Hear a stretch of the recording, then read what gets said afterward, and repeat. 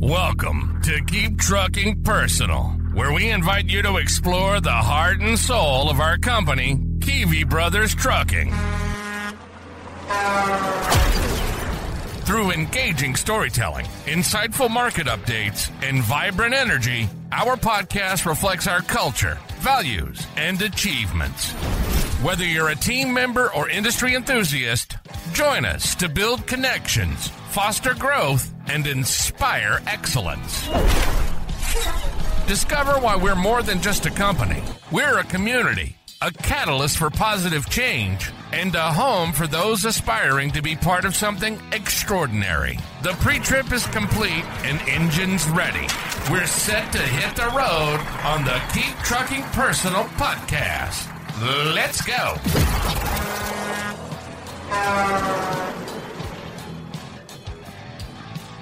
Welcome back to Keep Trucking Personal podcast. My name is Tyler Kivi and I'm your host. Today we have a special guest, a guest that is an expert when it comes to trip planning, who is an Army veteran, who has all kinds of insight to share with us.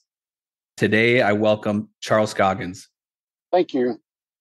Charles, appreciate you being on here. So before we go into the detail of what makes you a successful flatbed step deck driver, why don't you tell us a little bit about your background and what your experience with the Army and maybe how you got into trucking?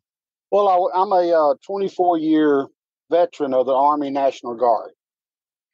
And that's where I got my training for driving a truck is through the Army. And as far as what got me into trucking, I got my training in 2003. Being with the Guard led me to 2 tours in Iraq. And when I come back from my first tour, I needed to find something that was going to keep me and my wife in a certain status of where we were as far as pay and insurance. So that's really what led me into trucking, so I could use something that I had experience in. Personally, I really never seen myself as a truck driver growing up. This was something that was new to me. And like you said on other things, and like I've said to several people, once it gets in your blood, it's in there. You can't get away from it. Yeah, you definitely get hooked. Well, first of all, thank you for your service. Thank you.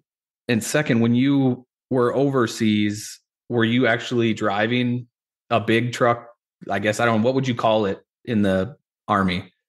It was basically a semi truck. I mean, the first time I went over there, I was driving one of the old triple C trucks. It's a flat nose. It's not really a cab over, but it has butterfly hood, pulling a 40-foot flatbed.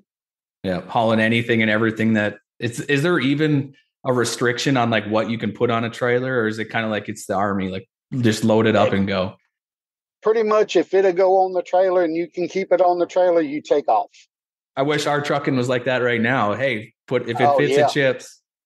Oh yeah, that would be a blessing. But the thing about the military and driving a truck for them is you don't fall under any regulations other than the military. Mm-hmm. And that's really was what the harder thing for me to get into commercial driving. Because when I come back in 2005, they wasn't grandfathering or accepting military training. So I actually had to go through a school and get my CDL. Mm-hmm. I always say the Army taught me how to drive. The previous employer gave me my plastic. Sure. So you were already comfortable, like just to your point, driving, knew how to manage the pre-trip, knew how to do all that stuff surrounding a big truck, but you had to get certified or licensed in the U.S. per the CDL. Right. I had to actually get certified through the commercial side of it. Mm-hmm. Now, I think several years back, I'm going to say I retired out of the Guard in 2016. So I think about 12, 13, maybe 14, they started accepting your military experience as long as your commander would sign off on what you had drove. And basically what that boiled down to was you had to do the written test, but they would waive the skills test. You didn't have to go out and do the driving part of it, of the CDL test. So 20 plus years in the Army. And then when you decided to come out right away, you went into trucking? Like it was like, I have the experience. This is what I want to do. Or were you kind of up in the air for a little bit there? When I come back from Iraq, like I said previously, I was looking for something that was going to, as I thought, give me good insurance. Well, we know how the trucking is. There's good insurance, and then there's companies that don't offer insurance. And it really wasn't more so when I got out, because I was still in the Guard while I was driving also. It was just I wasn't on active duty anymore. Honestly, I don't think of much thought went into it other than, okay, my brother years ago was a driver, and I never wanted to do it then. And when I got into it, it was honestly a means to an end that turned into a 19-year career. Well, and it offered the flexibility, right? Like you said, there's insurance and flexibility, and you had to take your weekends or once a month and go be a part of the National Guard still, right? Like is it every 2 weeks? Right. Or how did that? It's 1 weekend a month and 2 weeks out of a year, normally in the summertime, spring, summer. But yeah, I mean, it did offer the good flexibility for that. It was just a matter of making sure that where I went to work was flexible enough to make that happen, to let that happen. Mm-hmm. It wasn't bad. There was sometimes long days if I had to get out from the Guard Sunday and then leave out Sunday afternoon or evenings, but that's just par for the course on what you got to do in the trucking world. I hear you there. Why don't you tell me a little bit about yourself as far as kids, grandkids, how many years you've been married? I've been married for 21 years. Me and my wife got married right before I went overseas. She had a daughter when we got married that was 17, 18 years old. Me personally, I have no kids, but I have kids and grandkids. And then we not really adopted, but self-adopted or claimed another girl that's about the same age as our daughter that had 4 kids, and husband ran out. So we kind of helped out with them and wind up making it a extended family. Oh, very cool. Well, that sounds like it keeps you busy. It does. I basically have 2 daughters and 5 grandkids. Super cool. And one of my oldest grandson is in the Navy. I got one that's already graduated high school and in college, and got a granddaughter that's on the verge of graduating, and the other 2 are walking their way up. It's funny when you say the Navy, because I was talking to you last week, and your last name, Scoggins, and David Goggins is from the Navy. And I remember asking you if you had heard of him, but he's somebody that I've read several books about, and his name is so close to yours. Charles Scoggins. Mm-hmm.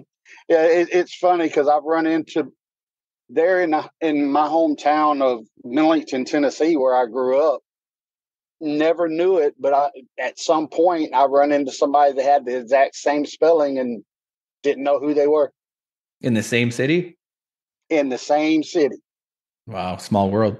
Never run into them, never anything, and something come up where we had bumped into each other somewhere, and yeah, wasn't nowhere in the family, didn't know them, had the same exact name.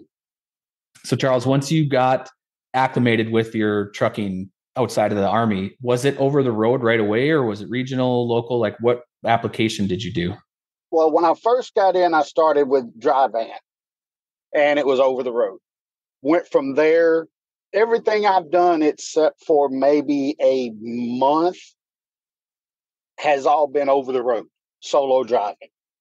The month that I wasn't, you might as well say I was, because I'd get home at 1 o'clock in the morning and have to leave out at 4 or 5 o'clock in the morning to be back at the office to take off again. So that really wasn't all that great. Yeah, I think there's definitely a trade when you look at local work against OTR. Like that local work is very demanding, or regional even, right? Like it's very early and you only have so many days to try cram all that work into. And if you have 5 days to get all those deliveries done, you're usually starting very early every morning. And you probably do that now, but the local work is just very persistent on that. It is. It is. And I've found through the years that I've drove is going home to be at home, you're not going to find the money that you can make over the road. And I mean, I'm not saying that, I'm bringing home buckets and loads of it, but I'm bringing home a good amount that keeps everybody happy. Yeah. Well, I think that's one of the unique things that we do different is that percentage pay. You typically it's pretty consistent with, for example, a mileage pay, but we have that opportunity to put LTL or build shipments on our trailers that are larger than status quo, and you make that extra money. Like you have that opportunity to make that extra money once in a while. So you're over the road, you have opportunity to make better money just as it is. And then working here, you get that additional plug when it works out, right? I've done several of those LTL loads here, and they do work out quite well. When you add on the extra loads and what they pay, it turns out to where it works out to be a pretty decent run when you do that. Yeah. It's kind of one of those, we have some drivers that I guess you could say get really lucky and it happens. It seems like it happens over and over and over and over. And then we have sometimes where it's maybe once a month, but that's okay. It's still additional opportunity. And sometimes you take it and make it for the good from a tough area even. So for example, Arizona or, some of them states that there's less outbound freight, you can take something and make it turn into a positive outcome through the LTL process. And I really enjoy doing that. And I think that helps lead into how you're so successful and how it helps us plan you well is your trip planning ability. Why don't you walk us through everything that goes into how you trip plan? And I guess when I say everything, I mean, even to how you start your day from a pre-trip all the way to a post-trip. Like what is it that makes you successful? I personally think it's just a work ethic, a mindset. And sometimes I contribute it to the military upbringing and the military that I have because it created a structure with me, if that makes sense. And okay, let's say the load that I'm on now. I'm in Chicago. I just got done picking this load up. I emptied out in lower part of Illinois. Well, when I get a load, the first thing I normally do is I look either Google or my GPS, which I'm old school, so I do have a map still on the truck. I was going to ask, do you still carry an atlas? Oh, yes, I still carry an atlas, and there's times that I will pull it up and look at it if neither one of the two electronics look right. Now, I started out driving when I started flatbed. I didn't have a Qualcomm. I didn't have a motive. I had a phone, a piece of paper, and a dispatcher. Probably quite a bit like the way you and Derek started out. So I would have to call my dispatcher. He would give me the information of to and from, or shipper and receiver. It would be on me to make those calls to find out directions, their hours of operation, how to get in there, what I'm loading, how much it weighs. So all of that has created the way I do things, even till today. Because then I didn't have anything that was telling me what I was doing. I had to call and get that information from both sides, which leads into me sitting down when I get the load, looking at where it is, looking at where I'm at, trying to figure out how I'm going to get to one location, then looking to see how I'm going to get from that location to the next location. And one of the bigger tools that I use today and have for, well, ever since it's been out, I guess, is a Trucker Path. That's one of my big apps that I use, and it tells me everywhere there's a truck stop or whatever I'm looking for. Mm-hmm. And it gives me the mileage that I am away from that location. That's how I do a lot of it. And the biggest thing I do, I know that going into, as I said, Chicago, if you don't get an early start to get into Chicago and try to beat as much of the traffic as you can, or any big city, it's going to mess up the rest of your day. So what time do you try to, barring any unseen loading times, or what time do you try to start your day every day? It normally depends on, for me, it depends on where I stop, what time I stop, and what time I have to be at the next location. So I really wouldn't say that I start on a regular schedule every morning. There's some mornings I might start out at 4:00. There's some mornings that if I'm closer, I might wait till 6 or 7, depending on what time I got to be there. Mm-hmm. So it really rotates around where I'm at and what time I've got to be there and what bigger cities I've got to go through to get there to mitigate the traffic.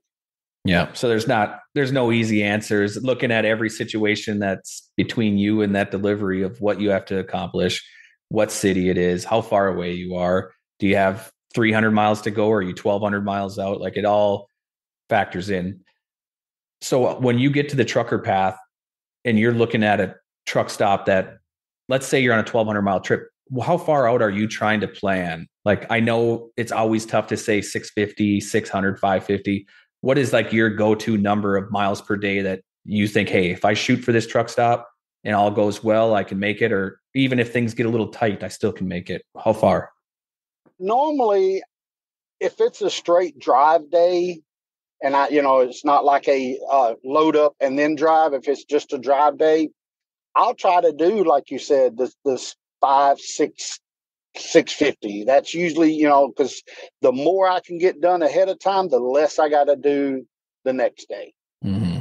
And I always base everything that I do and all my calculations off of 60 miles an hour. Okay. Why? Because it's easier math for me. When I was going through school, for some reason, the 6 times tables just stuck with me. Whatever works, right? Right. And that to me just makes it easier for me. But I know that running 65 or 68 or 70, I'm going to have that little bit of cushion.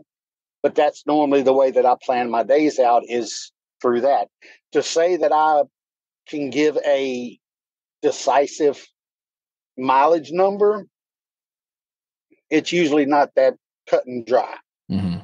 Normally, I will start my day whenever, whatever time I start it, but I'm usually trying to stop around 6:30, 7:00. That gives me enough time to get dinner, get relaxed, have a little bit of TV unwind time, and just kind of wind the body down. Because the body, you have to have that moment of unwinding, or it's just going to stretch you out. Yeah. Well, I think a lot of people don't understand, like, when you put those 10, 11-hour days in, that's just drive time, right? You could still have a 14-hour day, but you're mentally taxed by the time you're looking at and throwing a couple cities and maybe a traffic jam and some construction. By the time you're navigating all that, all the decisions you're making per second, it's not just one decision, foot on the gas. It's following distance, lane to lane. Am I getting off here? Is the truck stop close? And then get to that end of the day and you still have to park. And 6:37 can still be a challenge finding a parking spot in the truck stop.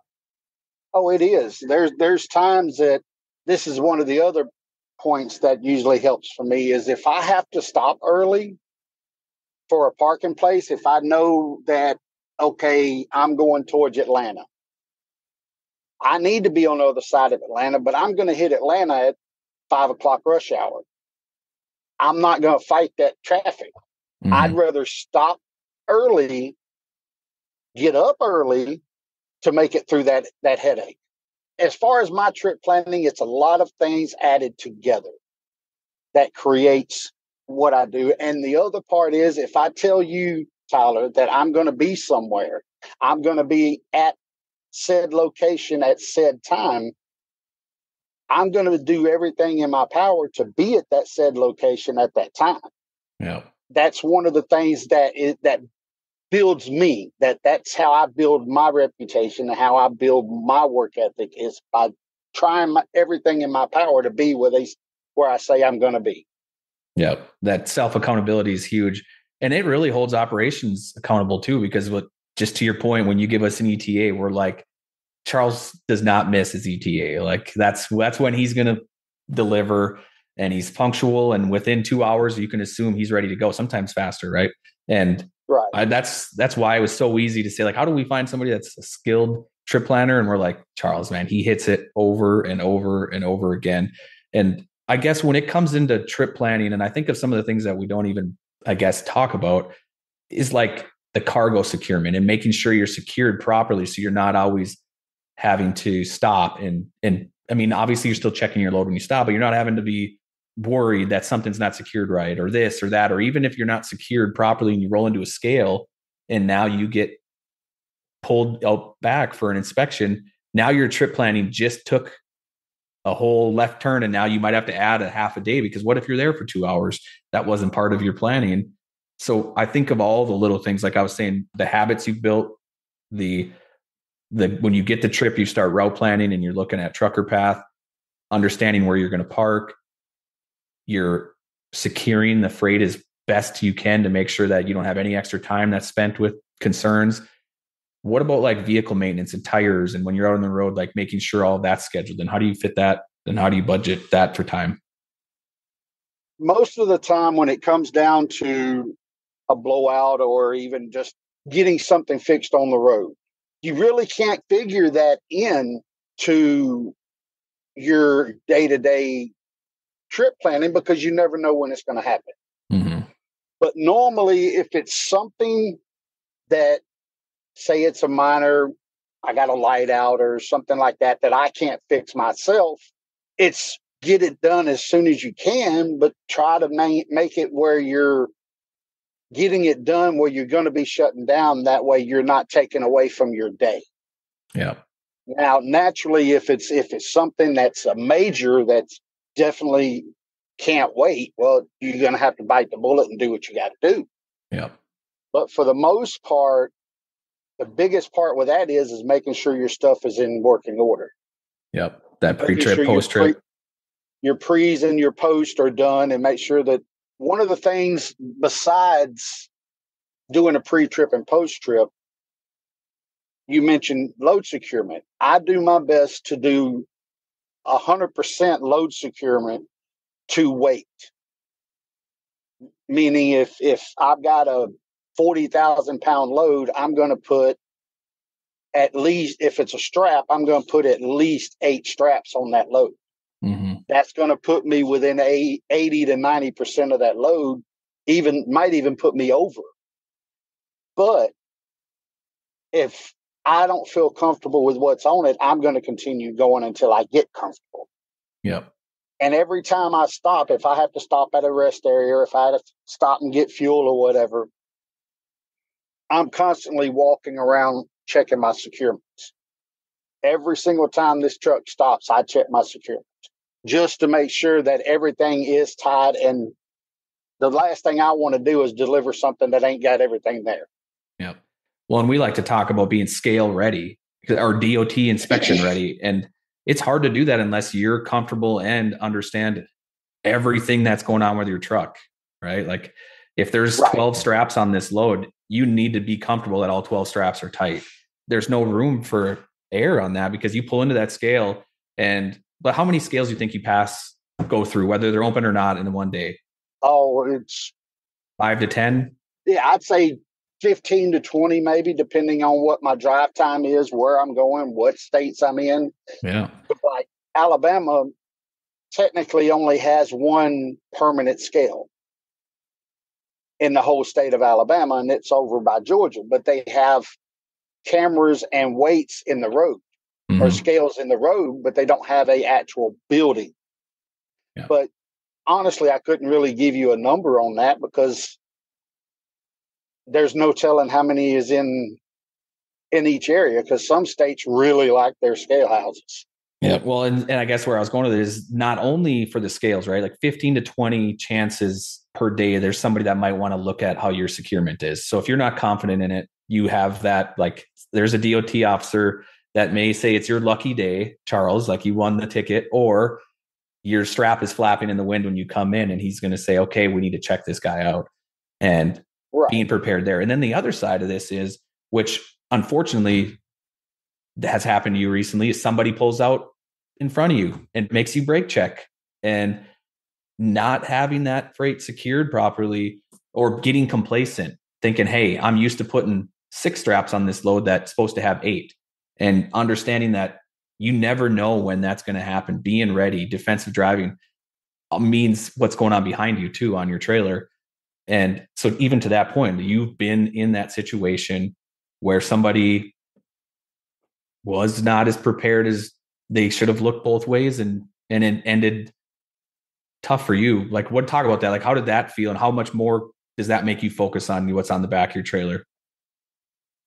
That actually, I was just leaving one of our high-end customers.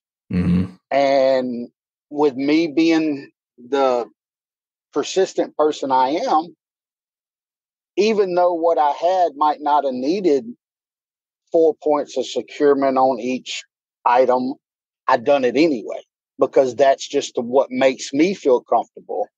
And nothing on that load moved. Yeah.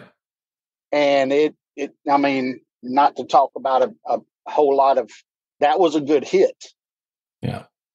And it definitely makes you aware of what's behind you. Yeah.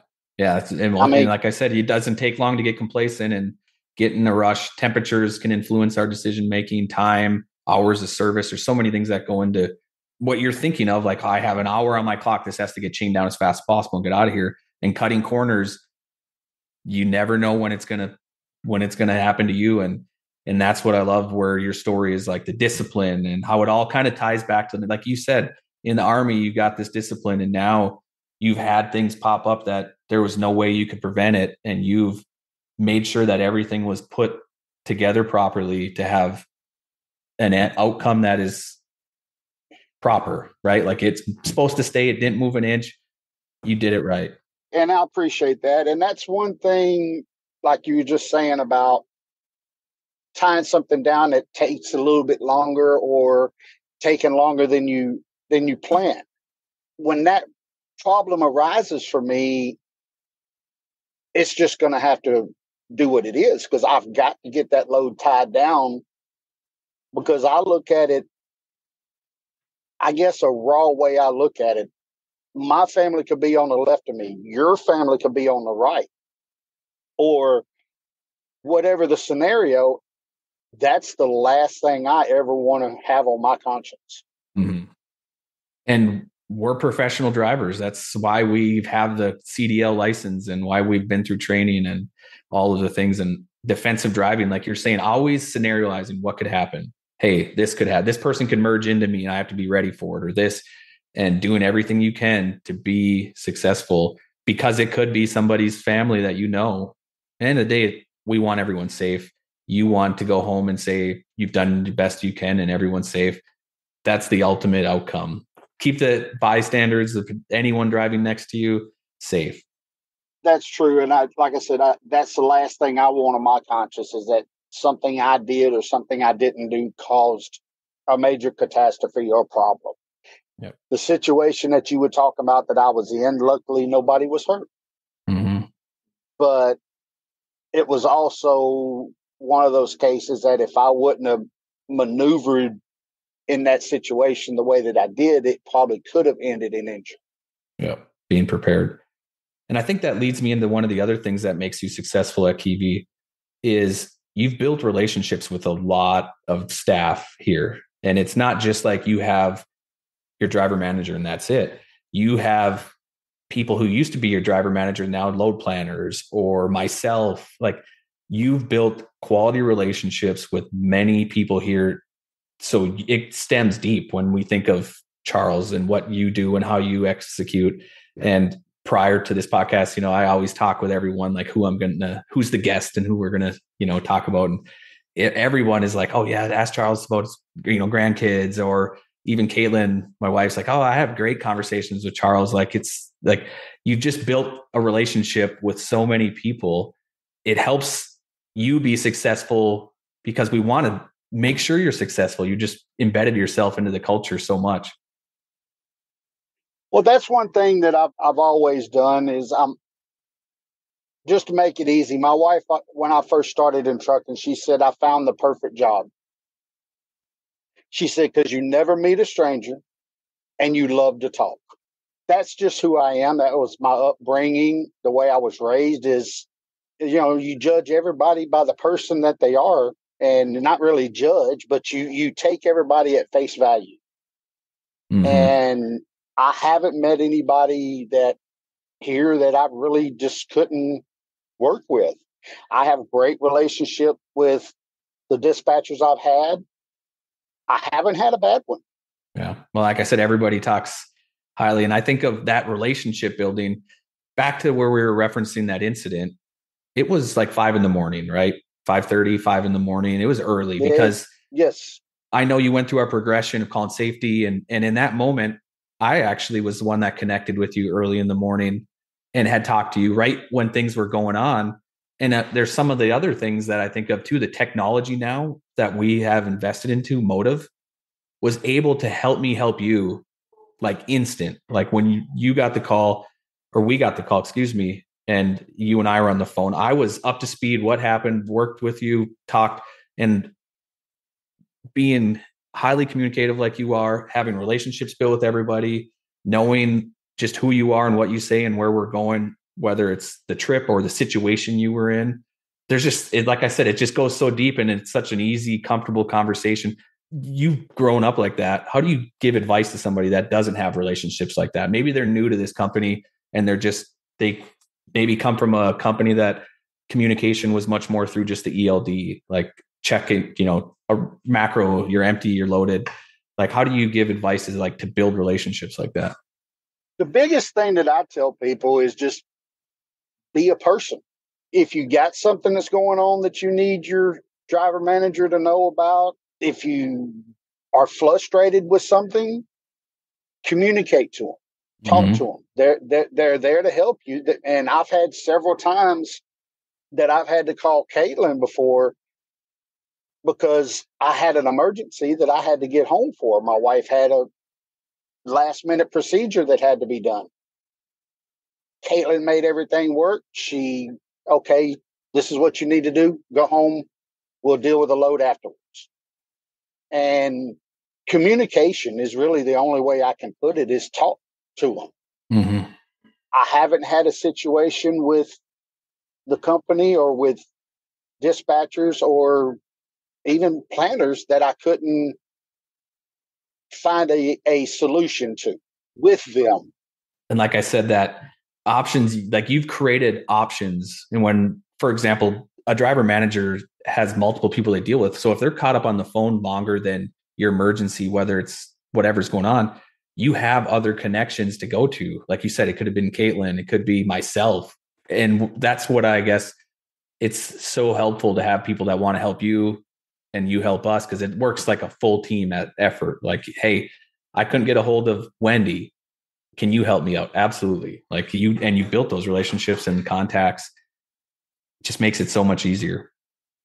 It does. And something that happened Friday, there was a driver one of our drivers, I was talking and helping him out, and I had a height pole. He didn't. He needed to measure his load.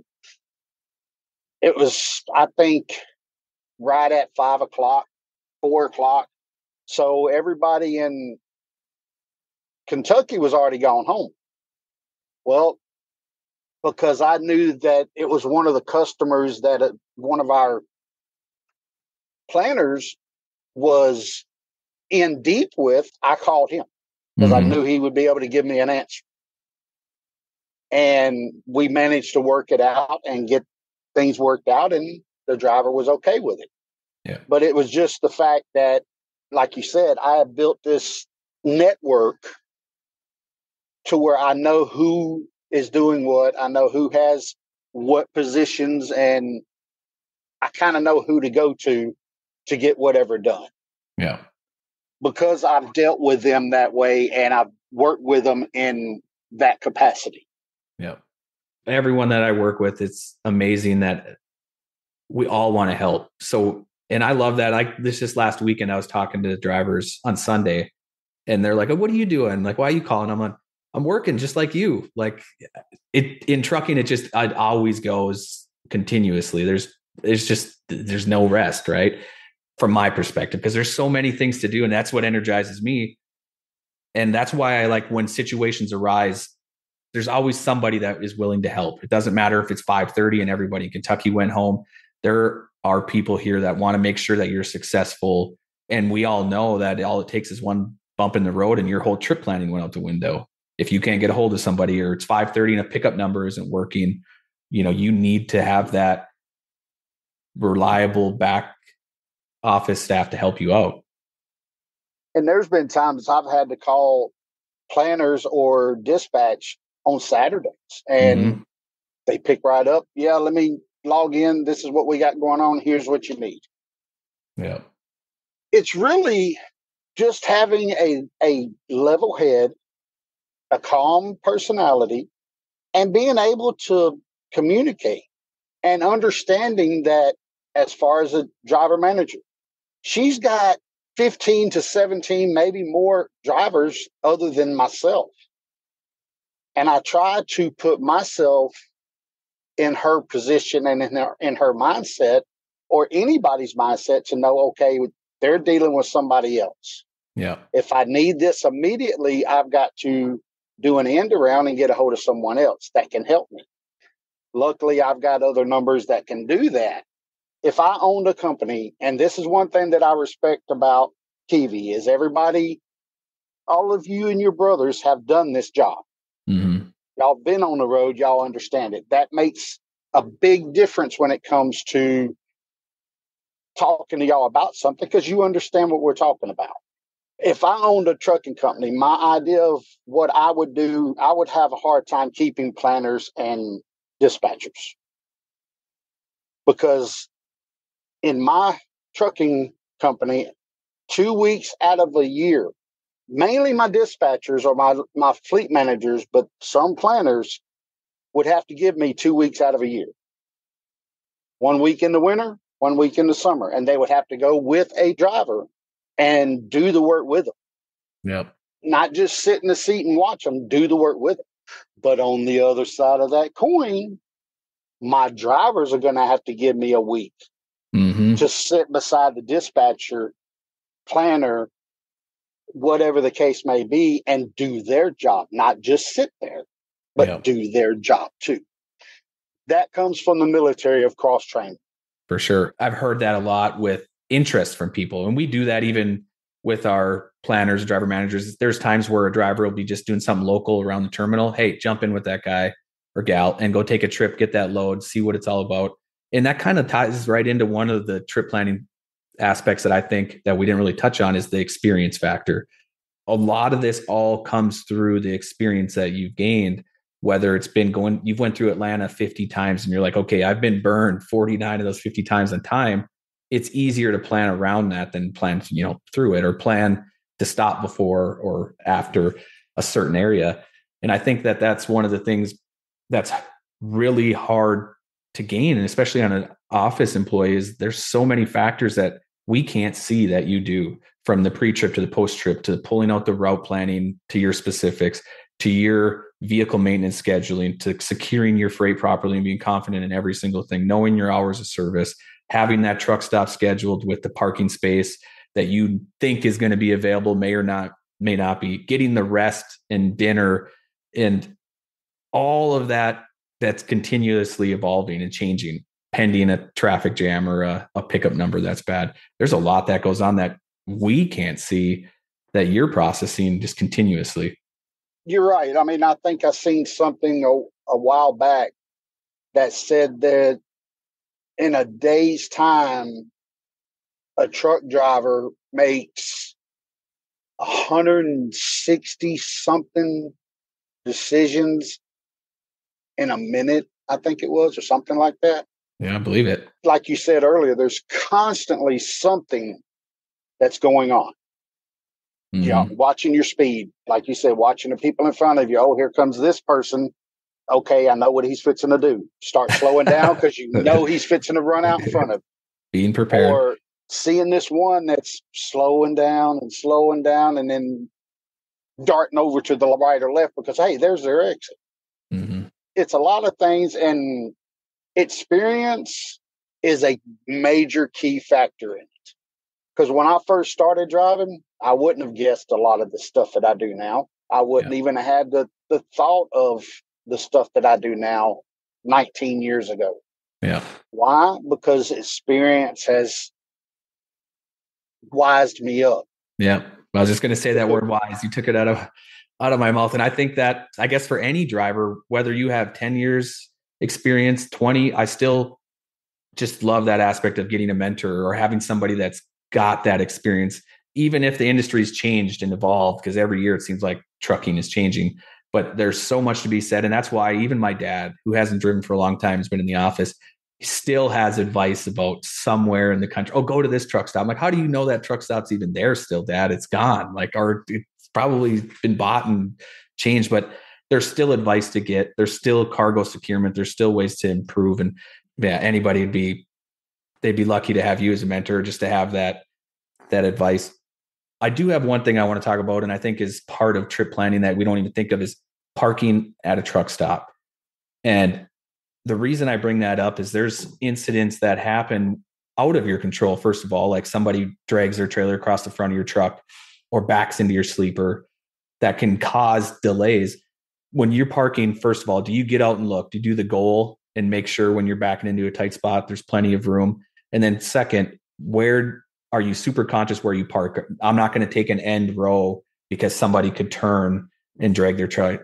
How does that work for you? I do get out and look.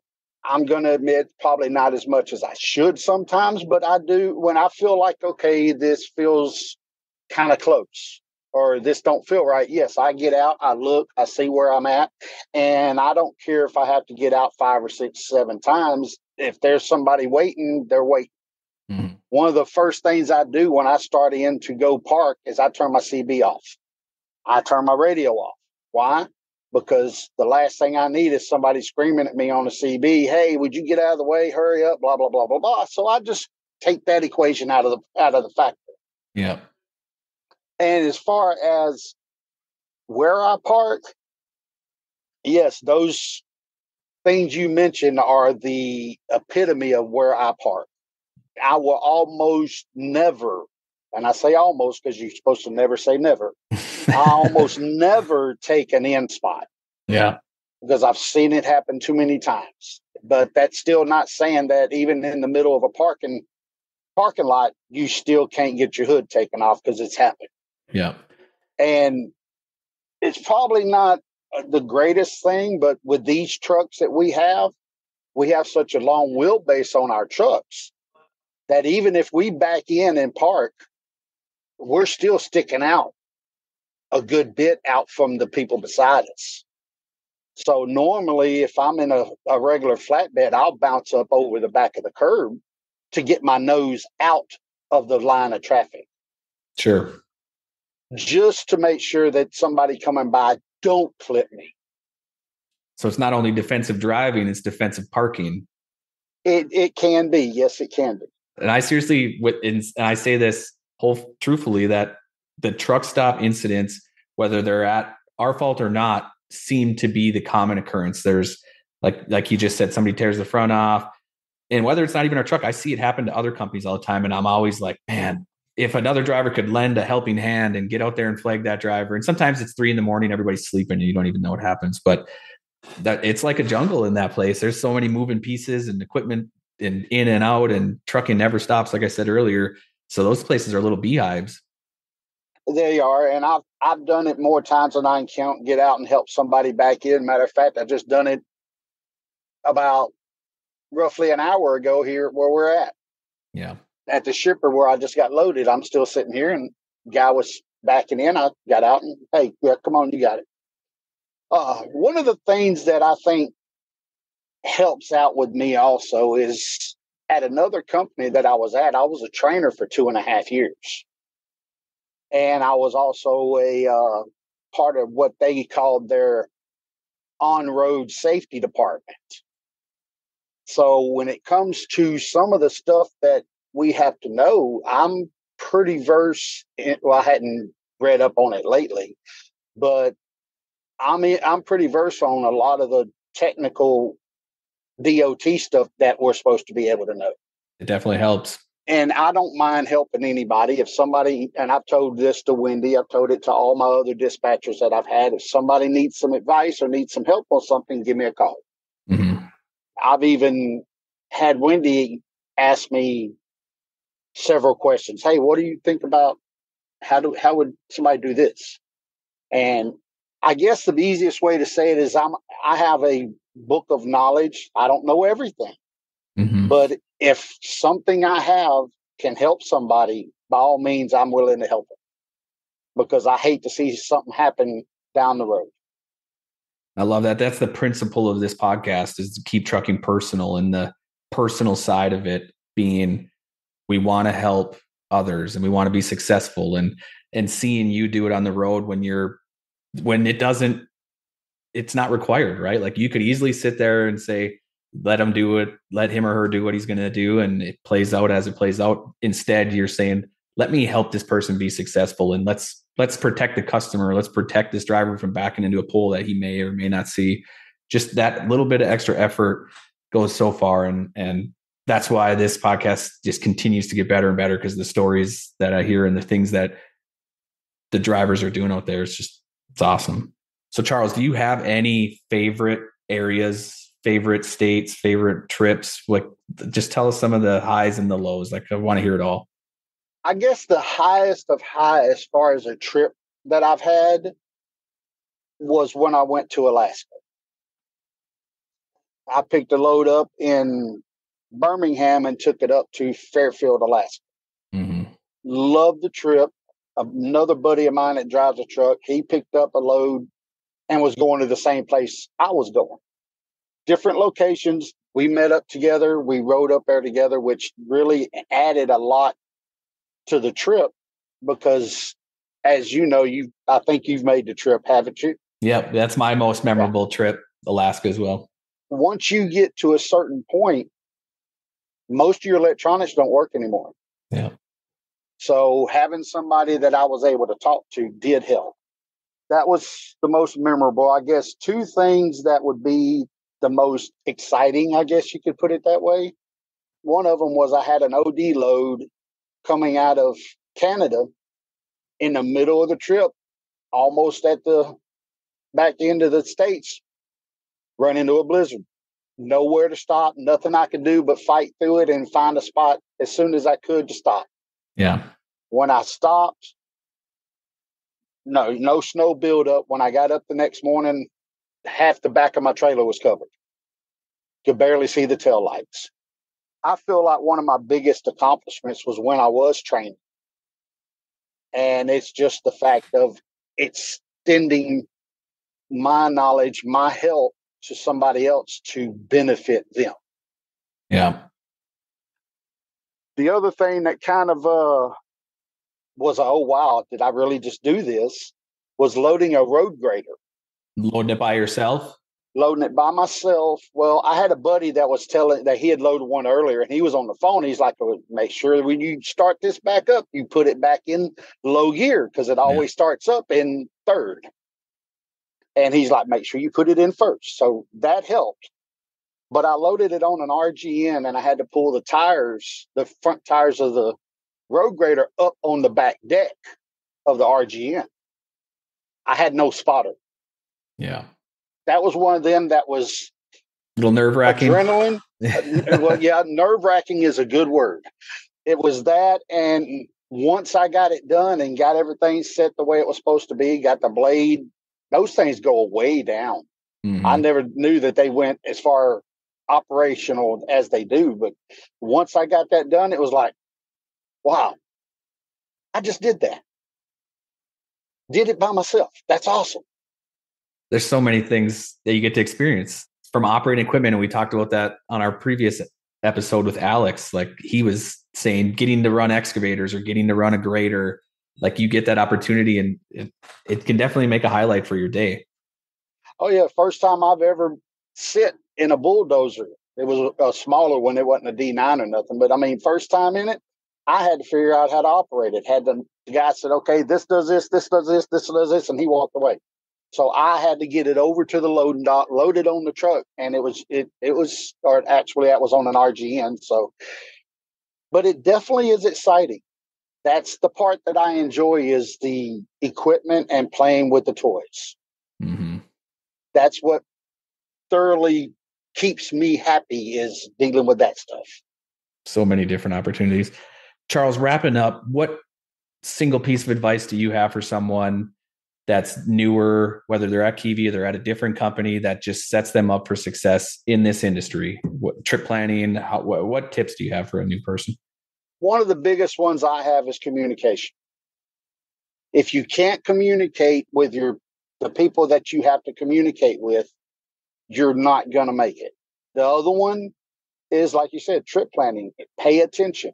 If you're going X amount of from A to B, know what's in between A and B. Yeah. Know it's going to take you this long to get to a certain place. Okay. When you get to that place, what's there? Because there's a lot of times, and that's one of the main questions I ask when I call people about delivering. There's a lot of times I stay on shippers' properties or receivers. Yeah. If they got room for me to park, I will park there. Yeah. Just to avoid the headache and the aggravation of the truck stops. Yeah. Communicate. Yeah, that's one of the bigger things, the advice I can give them. And quite honestly, if they're a younger guy or a younger girl that don't have any ties at home, live in that truck. Put the money up. Grant yourself X amount of dollars to run off a week. Whatever that comfortable number is for them. Put the rest of it up and don't touch it. Within 5 or 10 years, you could buy your own truck. Very cool. Yeah, there's a lot of money to be made in this industry, especially with tips that you've just given. Well, great, Charles. I appreciate everything. You're definitely a professional when it comes to trip planning and the experience you have. I just want to say thank you and look forward to having you again in the future. Well, I appreciate the opportunity to talk and to have this conversation with you. And, like I said, I'm just here. If somebody needs something, all they got to do is call me. Just got to communicate, right? Yes, sir. Well, great. Well, we've been talking about a giveaway for the last 5 episodes, and we have a winner. His name is Michael Enke. And if you could please reach out to podcast@kivibros.com, podcast@kivibros.com. We want to get you this swag. Reach out. If we don't hear from you soon, we'll connect with you one way or another. Please continue to like, subscribe, comment, give feedback, shoot an email to this podcast@kivibros.com with suggestions. We want to make sure that we're giving you guys what you want to hear. Next week, we have a special guest who is going to talk about staying positive on the road and has a great outlook at life. And I trust that you're going to get a good laugh out of this one. So until then, thank you. Thank you for joining us on this episode of Keep Trucking Personal. We appreciate you taking the time to explore the heart and soul of Kivi Brothers Trucking with us. Don't forget to subscribe and leave a review to let us know your thoughts. Tune in next time as we continue our journey together, diving deeper into what makes us a community, a catalyst for positive change, and a home for those who aspire to be part of something truly extraordinary. Until then, keep trucking, and we'll catch you on the next episode.